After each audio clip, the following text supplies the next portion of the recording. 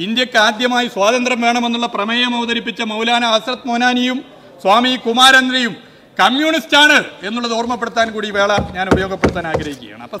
P A Muhammad Riyas പ്രതിപക്ഷത്താണ്. പ്രതിപക്ഷത്ത് നിന്ന് അദ്ദേഹം നടത്തിയ ഒരു പ്രസംഗമുണ്ട് ഇന്ന് സഭയിൽ. ആ പ്രസംഗം മതനിരപേക്ഷതയ്ക്ക് വേണ്ടി ആരാണ് നിലകൊള്ളുന്നത്, കോൺഗ്രസിൻ്റെ ഇരട്ടത്താപ്പ് എന്തൊക്കെയാണ് എണ്ണി എണ്ണി പറയുകയാണ് പി എ മുഹമ്മദ് റിയാസ്. പ്രസംഗത്തിൽ കേൾക്കാം അദ്ദേഹത്തിൻ്റെ വാക്കുകൾ. Shri P A Muhammad Riyas 10 minute. Sir, ഈ നയപ്രഖ്യാപന പ്രസംഗത്തിൻ്റെ ഭാഗമായുള്ള പ്രമേയത്തെ എതിർക്കുകയാണ് സർ. കേരളത്തോട് കേന്ദ്ര സർക്കാർ കാണിക്കുന്ന കടുത്ത അവഗണന ഒന്ന് പരാമർശിക്കാൻ പോലും തയ്യാറാകാത്ത ഈ നയപ്രഖ്യാപന പ്രസംഗത്തെ ശക്തമായി എതിർക്കുകയാണ് എന്ന് ഒരിക്കൽ കൂടി പറയാൻ സാധിക്കും. സർ, ജനവിധി അംഗീകരിക്കുകയാണ്. കേരളത്തിലെ ജനങ്ങൾ UDF ഭരിക്കണമെന്നാണ് ആഗ്രഹിച്ചത്. ആ ജനവിധി അംഗീകരിക്കും. മുഖ്യമന്ത്രിക്കും മന്ത്രിമാർക്കും പ്രത്യേക ആശംസകൾ നേരുകയാണ്. തെരഞ്ഞെടുക്കപ്പെട്ട എല്ലാ MLA-മാർക്കും പ്രത്യേക അഭിനന്ദനങ്ങൾ അറിയിക്കുകയാണ്. സർ, ഞങ്ങൾ ക്രിയാത്മക പ്രതിപക്ഷമായി നിലകൊള്ളുമെന്ന് നേരത്തെ തന്നെ ബന്ധപ്പെട്ടവർ വ്യക്തമാക്കിയതാണ്. ക്രിയാത്മക പ്രതിപക്ഷം എന്ന് പറഞ്ഞാൽ സഹകരണവും വിമർശനവും ചേർന്നതായിരിക്കും. ഞാൻ അടിവരയിട്ട് പറയുന്നു, സഹകരണവും അതിൽപ്പെടുന്നതാണ്. ജനോപകാരപ്രദമായ നിലപാടുകൾ സ്വീകരിച്ചുകൊണ്ട് സർക്കാർ മുന്നോട്ട് പോവുകയാണെങ്കിൽ, രാജ്യത്തിൻ്റെ ഭരണഘടന മുറുകെ പിടിക്കുന്ന മതനിരപേക്ഷതയ്ക്ക് ഒരു പോറലുമേൽക്കാത്ത നിലയിൽ സർക്കാർ മുന്നോട്ട് പോവുകയാണെങ്കിൽ പരിപൂർണ സഹകരണം ഇതിൻ്റെ ഭാഗമായിട്ടുണ്ടാകും എന്നുള്ളത് ആദ്യമേ അറിയിക്കുകയാണ് സർ. എന്നാൽ ക്രിയാത്മക പ്രതിപക്ഷം എന്ന് പറയുമ്പോൾ തീർച്ചയായും അതിൽ വിമർശനം സ്വാഭാവികമാണ്. ഇവിടെ സഹകരണം എന്ന് പറയുമ്പോൾ നമ്മൾ മെയ് 20, 2021 LDF ഗവൺമെൻറ് വീണ്ടും സഖാവ് പിണറായി വിജയൻ്റെ നേതൃത്വത്തിൽ അധികാരത്തിൽ വന്ന സത്യപ്രതിജ്ഞാ ചടങ്ങ് മുതൽ തുടങ്ങണം.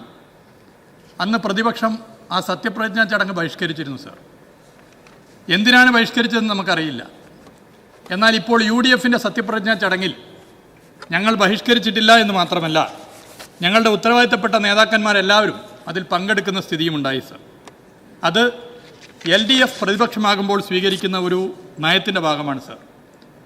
ഇവിടെ നേരത്തെ ചിലർ ചൂണ്ടിക്കാട്ടി, മുഖ്യമന്ത്രിയാകാൻ വേണ്ടി തെരുവ് യുദ്ധം കേരളത്തിൽ നടന്നു. എന്നാൽ ആ തെരുവ് യുദ്ധത്തിൽ ഞങ്ങൾ കക്ഷി ചേർന്നില്ല. മാധ്യമങ്ങൾ ഞങ്ങളോട് അഭിപ്രായം ചോദിച്ചപ്പോൾ ഞങ്ങൾ പറഞ്ഞത് അത് കോൺഗ്രസിൻ്റെ ആഭ്യന്തര പ്രശ്നമാണ്, കോൺഗ്രസ് അതിൽ സമീപനം സ്വീകരിക്കട്ടെ എന്നുള്ളതാണ്. അതാണ് ആ വിഷയത്തിലും ഞങ്ങളെടുത്തിട്ടുള്ള സമീപനം. അതുകൊണ്ട് ഒരു കാര്യം ഉറപ്പിച്ചു പറയാൻ ഞാൻ ആഗ്രഹിക്കുന്നു, സഹകരണവും വിമർശനവും അടങ്ങിയതായിരിക്കും LDF എന്ന പ്രതിപക്ഷത്തിൻ്റെ നിലപാട്. UDF പ്രതിപക്ഷമായതുപോലെ ആയിരിക്കില്ല കേരളത്തിൽ LDF പ്രതിപക്ഷമാകുമ്പോൾ എന്നുള്ളത് അടിവരയിട്ട് പറയാൻ ഞാൻ ആഗ്രഹിക്കുകയാണ്. സർ, നയവുമായി ബന്ധപ്പെട്ടാണ് സഹകരണം. നമുക്കറിയാം, ലോകം തന്നെ ഇന്നൊരു നയവുമായി ബന്ധപ്പെട്ട് 2 ചേരിയിലാണ്. നവ ഉദാരവൽക്കരണ നയം. ഞങ്ങളതിൽ ആ നയത്തെ ചെറുക്കുന്ന ചേരിക്കൊപ്പമാണ്. ഞങ്ങൾ ഭരിച്ചപ്പോഴും ഒരു ബദൽ ഉയർത്തിപ്പിടിച്ചുകൊണ്ട് നയത്തെ ചെറുത്തുകൊണ്ടാണ് സാർ മുന്നോട്ട് പോയിട്ടുള്ളത്. അങ്ങേക്ക് നന്നായിട്ട് അറിയാവുന്നതാണ്. 1991 ശ്രീ നരസിംഹറാവുവിൻ്റെ നേതൃത്വത്തിലുള്ള കോൺഗ്രസ് ഗവൺമെൻറ് ഈ നയം നമ്മുടെ രാജ്യത്ത് കൊണ്ടുവന്നത്.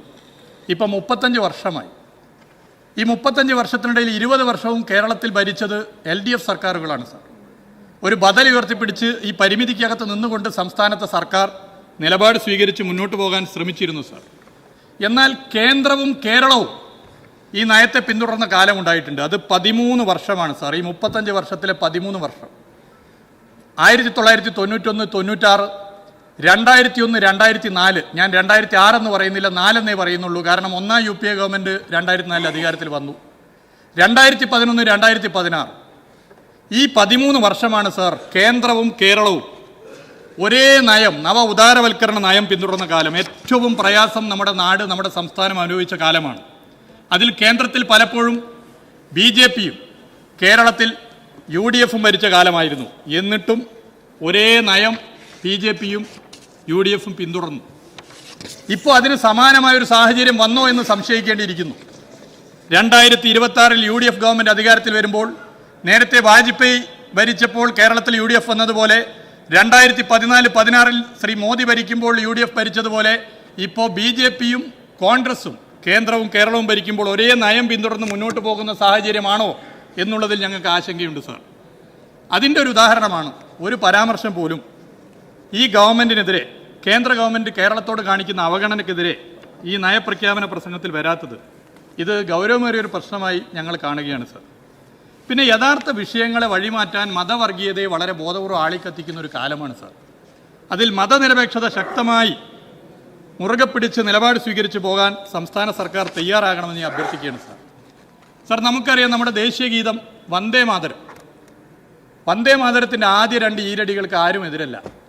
ഇവിടെ ഇന്നലെ ആരോ സൂചിപ്പിച്ചതുപോലെ അത് 1925 ശേഷം വന്നതല്ല, 25 മുമ്പ് തന്നെയാണ് വന്നത്. എന്നാൽ വന്ദേ മാതരം പൂർണ്ണമായും അവതരിപ്പിക്കുന്നതിന് മതനിരപേക്ഷ ഇന്ത്യ എതിരാണ് സാർ. ഇന്ത്യയുടെ ആദ്യ പ്രധാനമന്ത്രി ജവഹർലാൽ നെഹ്റു തന്നെ അതിൽ നിലപാട് സ്വീകരിച്ചതാണ് സാർ. ആദ്യ 2 ഈരടികളല്ലാത്ത 4 ഈരടികൾ ഒരു ബഹുസ്വര സമൂഹത്തിന് ചേർന്നതല്ല സാർ. ഇതെല്ലാവരും അംഗീകരിക്കുന്നതാണ്. വന്ദേ മാതരത്തെ ഞങ്ങൾ കാണുന്നത് ഒരു രാഷ്ട്രീയ പ്രശ്നമായിട്ട് ആണ് സാർ. അതൊരു മതവർഗീയ പ്രശ്നമായിട്ടല്ല ഞങ്ങൾ അതിനെ കാണുന്നത്. എന്നാൽ അതിനെ ഒരു മതവർഗീയ പ്രശ്നമാക്കി മാറ്റി തീർക്കാൻ ചിലർ വളരെ ബോധപൂർവ്വം ശ്രമിക്കുന്നുണ്ട് സാർ. ഇത് യഥാർത്ഥ ഹിന്ദു മതവിശ്വാസികൾ പോലും അംഗീകരിക്കുന്നതല്ല. വിശാല മനസ്സുള്ളവർ, നന്മ നിറഞ്ഞവരാണ് യഥാർത്ഥ ഹിന്ദു മതവിശ്വാസികൾ. മതവിശ്വാസത്തിലെ പല രീതികളെയും ബഹുസ്വര സമൂഹത്തിൽ അടിച്ചേൽപ്പിക്കുന്നതിനോട് യഥാർത്ഥ ഹിന്ദു മതവിശ്വാസികളും മറ്റെല്ലാ മതവിശ്വാസികളും യോജിക്കാത്ത പ്രശ്നമാണ് സാർ. എന്നാൽ ഇവിടെ നമുക്കറിയാം, സത്യപ്രതിജ്ഞാ ചടങ്ങിൽ അത് പൂർണ്ണമായി അവതരിപ്പിക്കുന്ന സ്ഥിതി ഉണ്ടായി. ബഹുമാനപ്പെട്ട മുഖ്യമന്ത്രി പിന്നീട് പറഞ്ഞു അത് മുഴുവൻ അവതരിപ്പിക്കുമെന്ന് ഞങ്ങൾ അറിഞ്ഞിരുന്നില്ല. അതിൽ ഞങ്ങൾക്ക് വ്യത്യസ്ത അഭിപ്രായമുണ്ട്. കാരണം ഇതിൻ്റെ ടൈം ഷെഡ്യൂൾ കൊടുക്കും, അപ്പോൾ ഒക്കെ മനസ്സിലാക്കാം. പക്ഷേ അതിലേക്ക് ഞങ്ങൾ കടന്നില്ല. ഒരു പുതിയ ഗവൺമെൻറ് എന്നുള്ളത് കൊണ്ട് അതിലേക്ക് കടക്കാൻ വേണ്ടി തയ്യാറായിട്ടില്ല. എന്നാണിത് വീണ്ടും അടിച്ചേൽപ്പിക്കാനുള്ള ശ്രമം വന്നത്?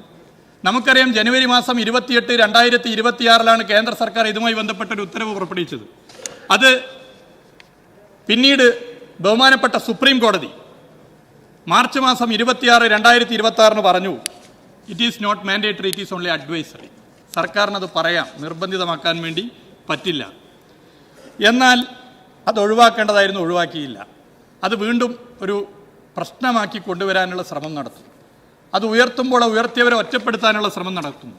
ആ നിലയിലേക്കുള്ള ബോധപൂർവമായ ഒരു പ്രശ്നമാക്കി മാറ്റാനായി ശ്രമിച്ചു. എന്നാൽ ഇപ്പോൾ ഇവിടെ ആദ്യ 2 ഈരടികൾ ആണ് ചൊല്ലിയത്. അതും ആദ്യമായിട്ടാണ് കേരളത്തിൻ്റെ നിയമസഭയിൽ വന്ദേമാതരം വരുന്നത്. ആദ്യ ഈരടികൾ 2 ഈരടികളാണ്. അത് ഞങ്ങൾ ഉയർത്തിയ ന്യായമായ വിമർശനത്തെ ഉൾക്കൊള്ളാൻ സർക്കാർ തയ്യാറായി എന്നുള്ളത് മാത്രമല്ല, ഞങ്ങളൊരു തിരുത്തൽ ശക്തിയായി വിഷയത്തിൽ മാറി എന്നുള്ളതിൻ്റെ ഉദാഹരണം കൂടിയാണ് സാർ ഇത് 2 ഈരടികൾ മാത്രം ഇവിടെ ചൊല്ലുന്ന സ്ഥിതി വന്നിട്ടുള്ളത് എന്നുള്ളത് ഞാൻ ചൂണ്ടിക്കാട്ടാൻ ആഗ്രഹിക്കും. എന്നാൽ ഇതുമായി ബന്ധപ്പെട്ട ചർച്ചയിൽ ബഹുമാനപ്പെട്ട കഴക്കൂട്ടം അംഗം ഞങ്ങളുടെ പ്രസ്ഥാനം സ്വാതന്ത്ര്യസമര പോരാട്ടത്തിൽ പങ്കുകൊണ്ടില്ല എന്നുള്ള പരാമർശം നടത്തുകയുണ്ടായി സാർ. ഞാനതിൻ്റെ ചരിത്രത്തിലേക്കൊന്നും പോകുന്നില്ല. ഞങ്ങളുടെ പങ്കെന്ത്, അദ്ദേഹത്തിൻ്റെ പ്രസ്ഥാനത്തിൻ്റെ പങ്കെന്തെന്നൊക്കെ നാടിനറിയാം. 913 നവംബർ 14 അന്തമാൻ്റെ ജയിലിൽ വെച്ച് കണ്ണീര് കൊണ്ട് എഴുതിയൊരു കത്തുണ്ട്.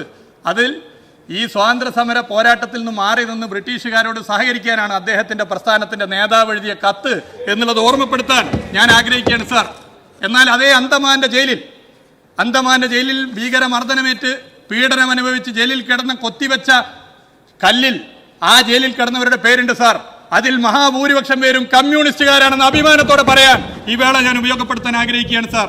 മഹാവീർ സിംഗ് ആ ജയിലിൽ സ്വാതന്ത്ര്യസമര പോരാട്ടത്തിന്റെ ഭാഗമായി പങ്കുകൊണ്ട് ആ ജയിലിൽ വെച്ച് രക്തസാക്ഷിയായ മഹാവീർ സിംഗ് കമ്മ്യൂണിസ്റ്റ് ആണെന്ന് വളരെ അഭിമാനത്തോടു കൂടി പറയാൻ ഞാൻ ആഗ്രഹിക്കുകയാണ് സാർ. അപ്പോൾ ന്യായമായി ഉയർത്തുന്ന കാര്യങ്ങളെ വളരെ ബോധപൂർവം തമസ്കരിക്കാനുള്ള ശ്രമം നടക്കുന്ന ഒരു കാലം കൂടിയാണ് എന്നുള്ളത് ഞാൻ ചൂണ്ടിക്കാട്ടാൻ ആഗ്രഹിക്കുന്നു. ഇന്ത്യക്ക് ആദ്യമായി സ്വാതന്ത്ര്യം വേണമെന്നുള്ള പ്രമേയം അവതരിപ്പിച്ച മൗലാന ഹസ്രത്ത് മൗനാനിയും സ്വാമി കുമാരേന്ദ്രയും കമ്മ്യൂണിസ്റ്റാണ് എന്നുള്ളത് ഓർമ്മപ്പെടുത്താൻ കൂടി വേള ഞാൻ ഉപയോഗപ്പെടുത്താൻ ആഗ്രഹിക്കുകയാണ്. അപ്പോൾ സാർ, ഇവിടെ ഇത്തരം വിഷയം ഉയർത്തുമ്പോൾ ആ വിഷയത്തെ മതവർഗീയമായി ചിത്രീകരിക്കാനുള്ള ശ്രമം നടത്തുകയാണ്. ആ വിഷയം ഉയർത്തുന്നവരുടെ പേര് നോക്കി ഒറ്റപ്പെടുത്താനുള്ള ശ്രമം നടത്തുകയാണ്. എങ്ങോട്ടാണ് സെക്യുലർ ഇന്ത്യ പോകുന്നത്? പേര് നോക്കിയാണോ സാർ നിലപാട് പറയേണ്ടത്? പേര് നോക്കിയാണോ സാർ അതിൽ വിഷയത്തെ തിരഞ്ഞെടുക്കേണ്ടത്? ഇവിടെ സഖാവ് KN ബാലഗോപാൽ, സേവ്യർ ചിറ്റിലപ്പള്ളി, മുഹമ്മദ് റിയാസ് മതനിരപേക്ഷ വിഷയത്തിൽ വിഷയം നോക്കിയാണോ സാർ നിലപാട് പറയേണ്ടത്? അങ്ങനെ നിലപാട് പറയുന്നവരുടെ കോലം കത്തിക്കാൻ വരെ ചിലർ തയ്യാറാകുന്നു. കോലമല്ല, സ്വന്തം ശരീരം കത്തിച്ചാലും നിലപാട് മാറ്റാത്തവരാണ് കമ്മ്യൂണിസ്റ്റുകാർ എന്ന് ഓർമ്മപ്പെടുത്താൻ ഞാൻ ആഗ്രഹിക്കുകയാണ് സാർ. ഇതിലൊക്കെ സ്റ്റേറ്റ് ഗവൺമെന്റ് നിലപാട് കൈക്കൊള്ളണം. സംഘപരിവാറിന്റെ അജണ്ടക്കനുസരിച്ച് തുള്ളുന്ന അതിന്റെ പ്രധാനപ്പെട്ട പ്രവർത്തകനായ ഒരു വ്യക്തിയെ മഹാത്മാഗാന്ധി സർവകലാശാലയുടെ വൈസ് ചാൻസലറെ നിയമിച്ചപ്പോൾ ഒന്ന് ശബ്ദമുയർത്താൻ പോലും എന്തുകൊണ്ട് കേരളത്തിലെ ഗവൺമെന്റ് തയ്യാറായില്ല എന്നുള്ളത് ഞാൻ ഇവിടെ ചൂണ്ടിക്കാട്ടാൻ ആഗ്രഹിക്കുകയാണ് സാർ. ഇത്തരം വിഷയങ്ങൾ നിലപാട് സ്വീകരിക്കാൻ UDF ഗവൺമെന്റ് തയ്യാറാകണം. ഭരണം കിട്ടി, ഭരണവുമായി നിങ്ങൾക്ക് മുന്നോട്ട് പോകാം, ഒരു സംശയമില്ല. പക്ഷേ പ്രചരിപ്പിക്കപ്പെടുന്ന ആശയവും രാഷ്ട്രീയവും മതനിരപേക്ഷതയ്ക്ക് അനുകൂലമല്ലാത്തതാണെങ്കിൽ ആ ഭരണം കൊണ്ടൊരു കാര്യവുമില്ല എന്നുള്ളത് ഞാൻ ഓർമ്മപ്പെടുത്താൻ ആഗ്രഹിക്കുന്നു. അതുകൊണ്ട് ഇത്തരം വിഷയങ്ങളിൽ ശക്തമായ നിലപാട് സ്വീകരിച്ച് സംസ്ഥാന സർക്കാർ പോകണം എന്ന് ഞാൻ അഭ്യർത്ഥിക്കുകയാണ്. ഇവിടെ സംസ്ഥാന സർക്കാർ സ്വീകരിക്കുന്ന നല്ല സമീപനങ്ങളോട്, ജനാനുകൂലമായ നിലപാടിനോട് പ്രതിപക്ഷമാണ് എന്നുള്ളത് കൊണ്ട് കണ്ണടച്ച് പ്രതിരോധിക്കുന്ന ഒരു നിലപാടായിരിക്കില്ല ഞങ്ങൾ സ്വീകരിക്കുക. ഞങ്ങൾ പ്രതിപക്ഷമാണ്, അതുകൊണ്ട് ഇതിനോട് സഹകരിക്കില്ല എന്നുള്ളൊരു സമീപനമായിരിക്കില്ല സ്വീകരിക്കുക. ജനോപകാരപ്രദമായ നിലപാടിനോട് യോജിച്ചു പോകും. ബഹുമാനപ്പെട്ട ചെയറിനെ ബഹുമാനിച്ചുകൊണ്ട് കൃത്യസമയത്ത് തന്നെ എന്റെ സംസാരം അവസാനിപ്പിക്കാൻ ആഗ്രഹിക്കുന്നു. ഇവിടെ വളരെ കൃത്യവും വ്യക്തവുമായി ഞങ്ങൾ പറയാൻ ആഗ്രഹിക്കുന്നു, ക്രിയാത്മക പ്രതിപക്ഷമായി സഭയെയും ഉപയോഗിച്ചുകൊണ്ട് പോകാനാണ് ഞങ്ങൾ ആഗ്രഹിക്കുന്നത്.